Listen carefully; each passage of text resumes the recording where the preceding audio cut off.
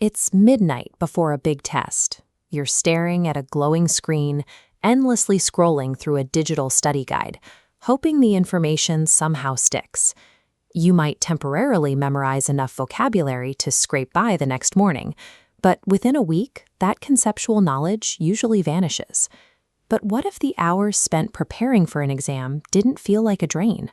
What if we treated that preparation time as a vital phase for building professional skills? That's the focus of new longitudinal research by Dr. Hee-Jung Park. She proposes a staged model that turns exam prep into an active learning engine. Treating an exam solely as a test of memory wastes a critical opportunity. The way a student prepares for a test is just as important to their development as the material itself. This diagram shows the sequential activation model, a two-stage teaching design that builds learning through specific layers. In the first phase, students don't just read notes. They must condense an entire study guide into a single instructor-approved cheat sheet. This creates a physical limit that forces students to make choices. To fit everything on one page, they have to prioritize the most relevant facts and actively organize how different chapters relate to each other. This chart shows the results from a study conducted between 2020 and 2022. Students who adopted a passive approach averaged about 93 points, while those who actively synthesized their cheat sheets reached an average of 147 points.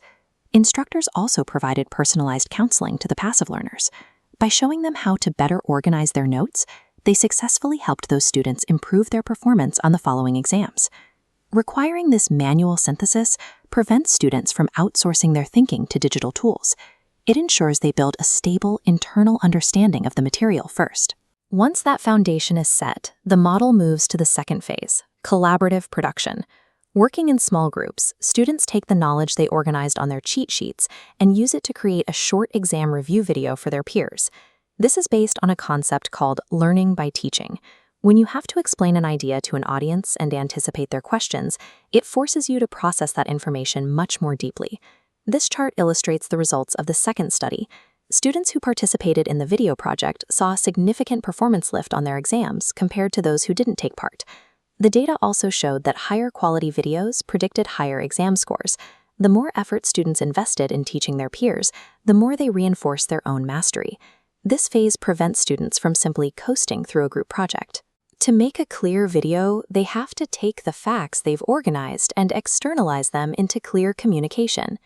Broadening the scope. This diagram shows how the model integrates different skills. This bottom layer connects these classroom activities to the actual workflows professionals use every day. In a professional setting, you can't present a campaign to stakeholders until you have first analyzed and compressed a mountain of raw data into a clear summary. The cheat sheet phase builds those exact habits, focusing on analytical reasoning and the ability to regulate your own learning process. The peer video phase builds on that by practicing digital communication and collaboration, the social skills needed to share expertise with a team. Because this approach tracks closely with AACSB standards, students walk away with the specific analytical and communicative habits that employers look for in new hires. The success of this design depends on its sequence. The individual cognitive labor must happen before the group collaboration to ensure every student has a solid grasp of the material. In an era where AI can quickly generate summaries, requiring manual synthesis first acts as a necessary safeguard for deep human learning. Educators can find the full details of this framework in the published paper to see how to implement these stages in their own classrooms. By sequencing the study process this way, educators can take the weeks spent on exam prep and turn them into a focused window for building professional skills.